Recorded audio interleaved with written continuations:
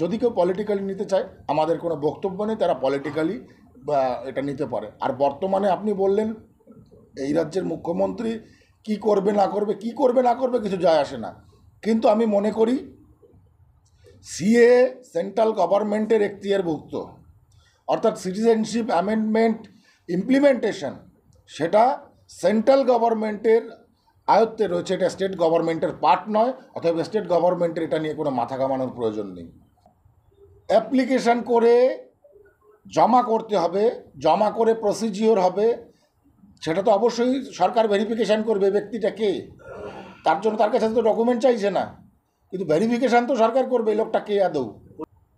আমার মনে হয় মমতা ঠাকুর রাজনৈতিক লোভে আজকে বড়মার আন্দোলন, আজকে পিয়ার ঠাকুর মশাইয়ের আন্দোলন, গত 75 বছরের আন্দোলনকে আজকে অস্বীকার করছেন, উনি অস্তিত্বকে অস্বীকার করছেন। সেই অস্তিত্বের উপরে দাঁড়িয়ে সেই অস্তিত্বের স্বীকার করছে শুধু রাজনৈতিক প্রলোভনের জন্য। ওই পোস্টটা পাবে বিধায় আজকে মতুয়াদের উনি এই 75 বছরের আন্দোলনকে ডিনাই করছেন। ঠিক আছে, ওনার মতো আহাম্মক এতদা অঞ্চলে দুনিয়ায় মতুয়া সম্প্রদায় একটা খুঁজে পাবেন না।